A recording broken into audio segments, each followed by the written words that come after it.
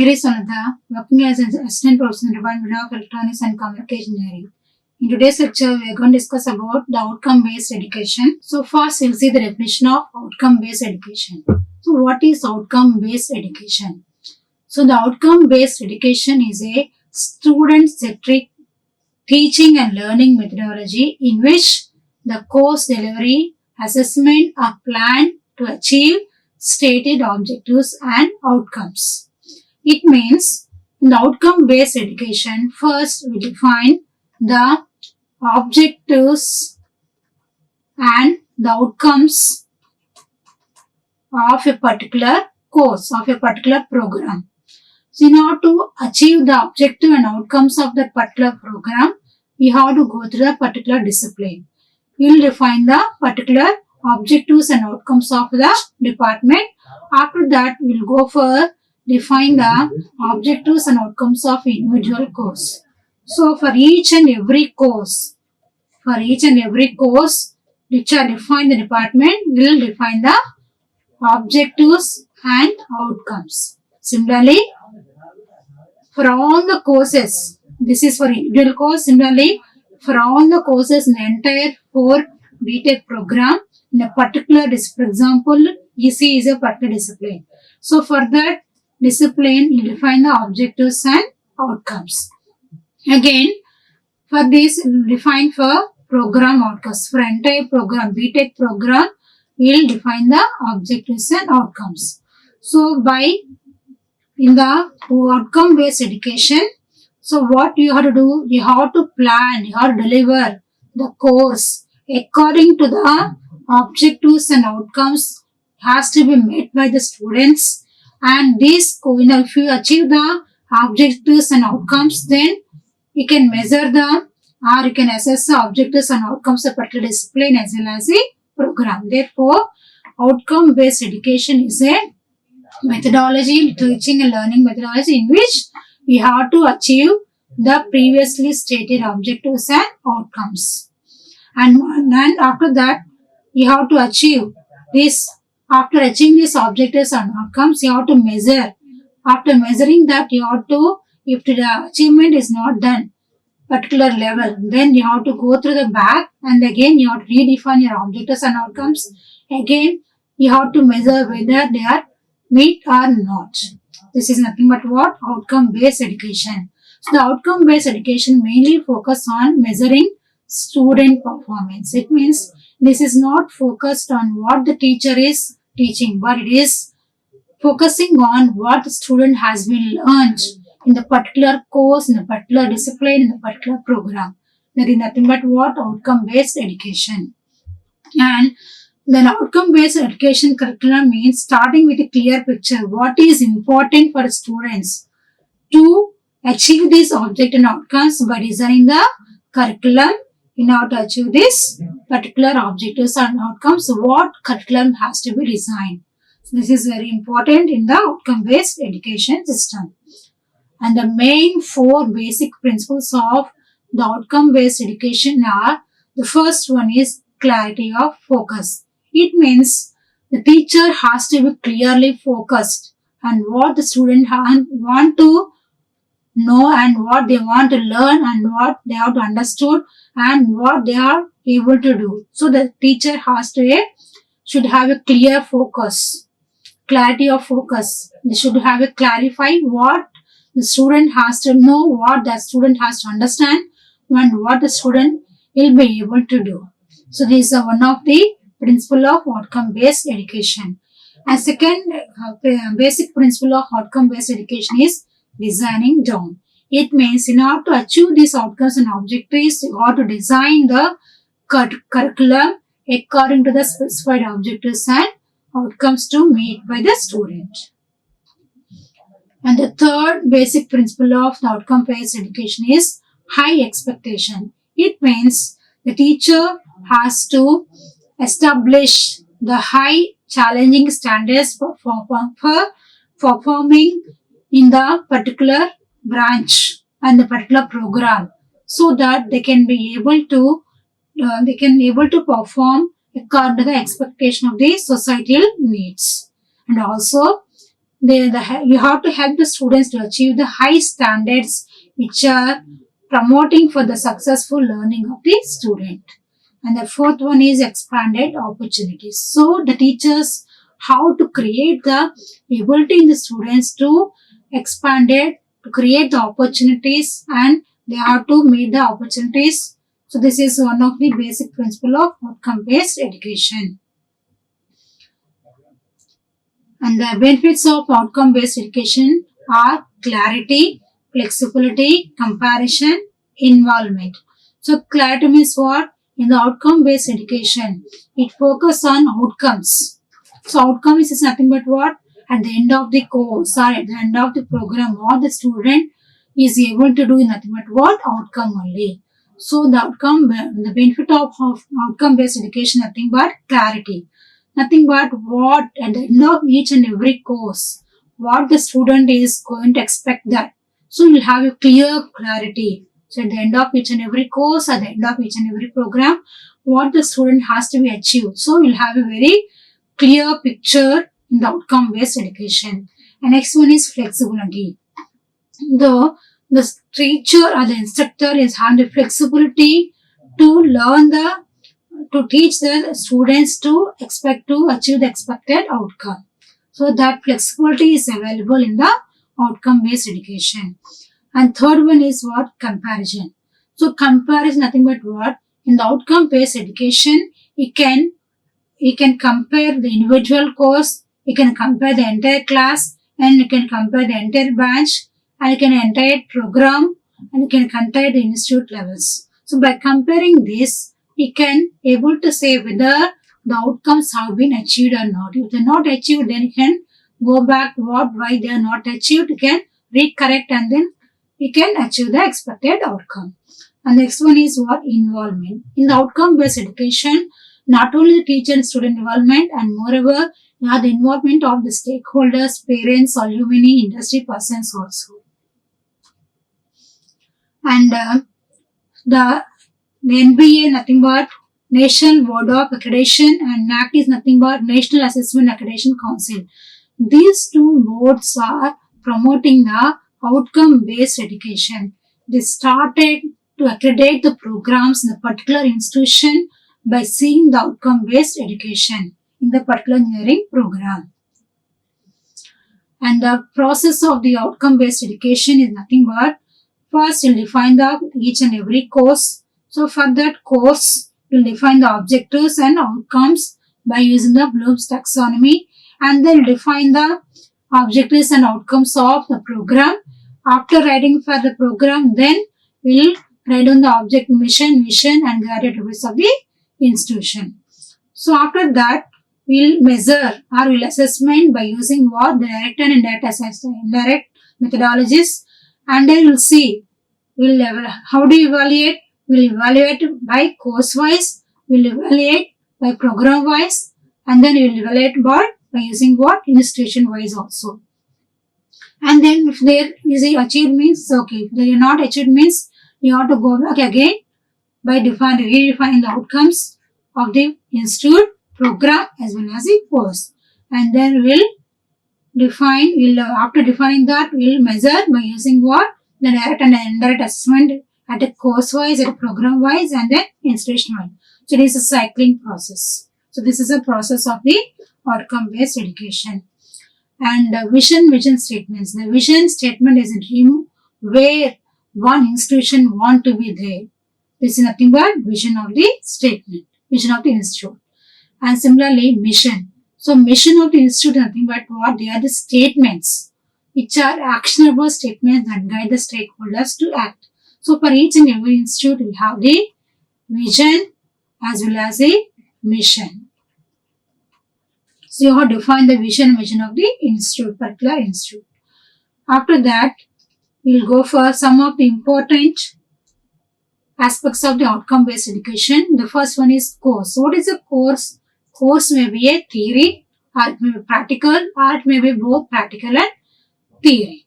And course outcomes. So what is the course outcomes? Course outcomes are the statements that describe significant and essential learning that learners have achieved and can reliably demonstrate at the end of a course, and generally more than 3 or more outcomes will be defined for a particular course depending upon the weightage of the course. So what is the course outcome? So course outcome is nothing but at the end of each and every course what the student has been able to do. It is nothing but what? Course outcome.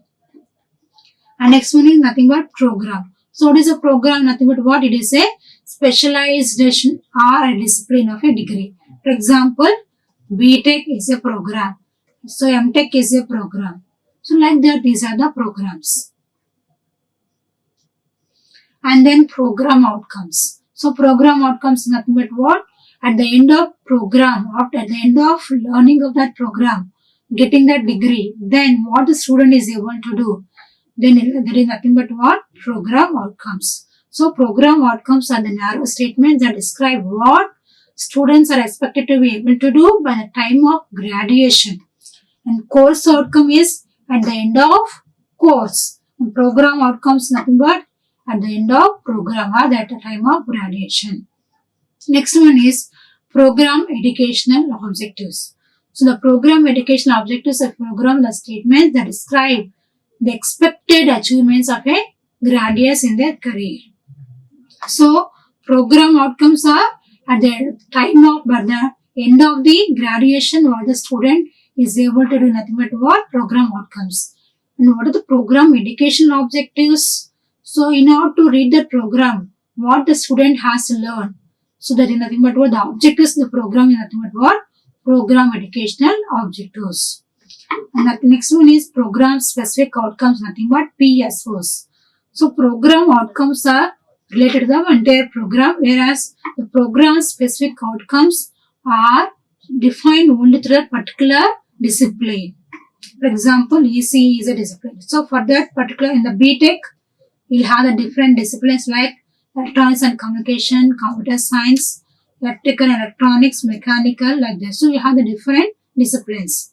So the program specific outcomes. So the program outcome is defined to what? To the entire program BTech. Whereas the program specific outcomes relate to only a specific discipline. At the end of studying this program in this particular discipline, what the student is able to do is nothing but what?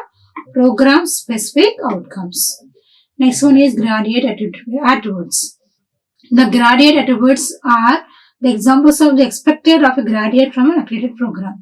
So from that program, what the student is able to do nothing but what? Graduate attributes. And next one is Bloom's taxonomy. So when you are writing the course outcomes and course objectives, and similarly, then what you have to do, you can write down the course objectives and course outcomes by using what? Bloom's taxonomy action verbs. The Bloom's taxonomy action verbs consist of totally 6 levels from remember, understand, apply, analyze, evaluate and then create.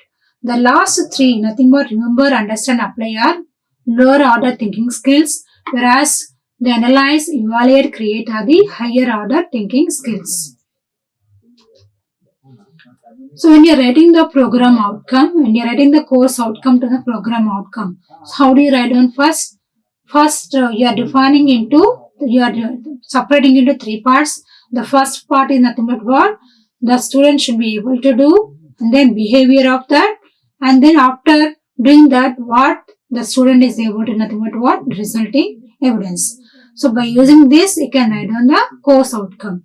For example, I am writing here, infer the concepts of the random experiment, event, probability, joint probability, and conditional probability for providing the Bayes theorem and for computing complex event probabilities and independence of multiple events. It means what the student is able to do, he will infer, he will conclude the concepts, he will learn the concepts. So what is the behavior? What you are learning is learning the concepts of what? Random experiment, probability, and then joint probability and conditional probability. So by learning this, what is resulting evidence? After learning this, you can able to use that in the Bayes theorem and then you can compute in the complex event probabilities and then independence of multiple events. So this is nothing but resulting evidence. This is nothing but behavior. This is nothing but what students should be able to do. And when you are writing the course outcomes, Mainly you remember 4 points. The first point is measurable, are they are achievable, are they relevant, are they time bound. So measurable nothing but what? Can the performance of the outcome be observed and measured? Can we able to measure the outcome of that particular course? And is it particular outcome of that course outcome is achievable or not by using some application? Or when you define the course outcome, is it relevant to your course or not? You remember? And then when you define the course outcomes and objectives, you have to see the time limit also. In the particular time limit in the semester, whether the course outcome is able to achieve or not. So these are the 4 things you have to remember when you are defining your course outcome. So, and then if you go for assessment, so till now we have seen how to write down the course outcomes. Now we'll see how to assess the course outcomes. So how do you assess the course outcomes? By using what? Direct and indirect assessment. So we are having what? Direct tools as well as indirect. And this assessment is done by course wise as well as by the program wise. So course wise nothing but what? Course attainment. Program nothing but what? Program attainment attributes. So what are the direct tools here? By writing what? By writing the mid examinations, CAE examinations, you can measure whether the course outcome has been achieved or not. And the second one nothing but what? Indirect assessment. So this indirect assessment can be done at the university or the college level by surveys, by what? By the course exit survey form. Similarly, early semester feedback and semester feedback. By using these methodologies, we can measure the course assignment indirectly. Directly, how can you assign? You can measure by using what? CAE exams, SCE exams, practice, Viva exams, term paper, certification course, mock course, open experiments. By giving the assignments, you can measure the course outcome directly. And indirectly by measuring what? The course exit survey, early semester and end semester feedback. This is assessment of what? Course attainment. And the program, similarly, you can go for program assessment also. So for a program assessment, you have to consider all the courses which they have studied in the entire 4-year course. So in that also you have the 80% the weightage for program assessment directly and 20% for indirectly. So in the 80%, you are having what? In each and every course, how they are taking? You are taking the direct assessment and indirect assessment. What is the direct assessment? By using what? Midterm examinations, CA examinations, practical assignment and so on. And what is indirect assessment? By using what? Course exit survey. So this is nothing but indirect assessment for course. And similarly, how do you assess the program assessment indirectly? By using what? Program exit survey. Course is nothing but course indirect nothing but course exit survey. Whereas for program nothing but after completing the 4 years of course. So you'll take the survey, program exit survey, alumni survey, employer survey and parent survey, and you'll see whether the program outcomes have been achieved or not. So I'm taking the sample probability clearance stochastic process course objectives. So what is the course objective? Nothing but what at the end of, so what the student will try to learn by taking this course. Nothing but what? Course objective. What is the first objective? The fundamental concepts of the one-dimensional and two-dimensional random variables and their categorization in probability space. So what is the first objective of this course? Nothing but the students will try to learn the fundamental concepts of one-dimensional as well as the two-dimensional random variables and they categorize in probability. Nothing but. It is nothing but what? They learn the random variables, single random variables as well as the multiple random variables as well as the probability. Nothing but the expectation of that random variables also can learn. So this is the first objective of the course. And what is the second object here? The students will try to learn the stationary random process, its framework and application for analyzing random signals and noises. It means they will try to learn the random process and the stationary random process and application of the random process in noise. This is the second objective of the particular course. And third one is the students will try to learn the characteristics of one-dimensional stationary random signals in time and frequency domain. Here you are seeing on the time domain. Here third objective is the frequency domain also. You have to see like the autocorrelation function, and the frequency domain, nothing but you have to calculate the power spectral densities. Like that, they should be able to, they have to learn this one. And fourth objective is the students will try to learn the analysis of the response of the LTI system driven by one-dimensional stationary random signals useful for subsequent design and analysis of communication system. So in the previous case, only you have to see up to a single signal. Now the random process, you are applying to the LTI system and then you are seeing the response of the LTI system. This is the fourth objective of the course. And coming to the probability theory and stochastic process course outcomes. So after successful completion of this PTSP course, the student should be able to infer the concepts of the random experiment and probability for proving the Bayes theorem and computing complex event probabilities and independence of multiple events. And at the end of this course, the student should be able to what? Interpret the concept of random variable and then distribution function and then density function and the operations of single random variable. For what? In order to derive the moments of the random variable.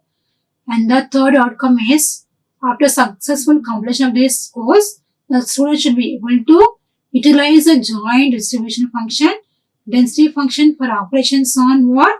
Multiple random variables. So they can be able to perform the operations on multiple random variables using what? The concepts of joint distribution and density functions. And next one is, the student should be able to extend the random variable concepts to random process and its sample functions for demonstrating the time domain as well as the frequency domain characteristics. It means the students will be able to perform the operations of the random process. So the random process is a function of both random variable and time. So they will analyze the random process in the time domain as well as the frequency domain by taking the Fourier transform. They can be able to do. And then the fifth outcome of that particular course is nothing but they can extend these concepts to the system also. They can apply this random process for a system and they can be able to study the behavior of the system in the time domain as well as the frequency domain. So these are the sample outcomes of the particular probability theory and stochastic process outcomes. Next, course articulation matrix. What is the course articulation matrix? Nothing but how the COs are mapped to the program outcomes and PSOs. If that value is between 0 to, if that value is nothing but 0 to 5%, there is no correlation. If that value is from 5 to 40%, there is a light correlation between the CO and PO. If it is from 40 to 60%, the correlation between the CO and PO is nothing but moderate. If that value is from 60 to 100, then the correlation between the course outcome and program outcome is very high. Correlation nothing but what? Measuring the similarity only. So for this particular PTSP course, I have defined the 6 course outcomes and these 6 core outcomes are mapped to the program outcomes and program specific outcomes. So these course outcomes are mapped to the PO1, PO2, PO3 and PO10 and the program specific outcome 3. Therefore, we have seen the outcome based education. After that, we have seen how to write down the course outcomes and how to map the course outcome to the program outcomes. Thank you. Like, share and subscribe. Hit the bell icon for more updates.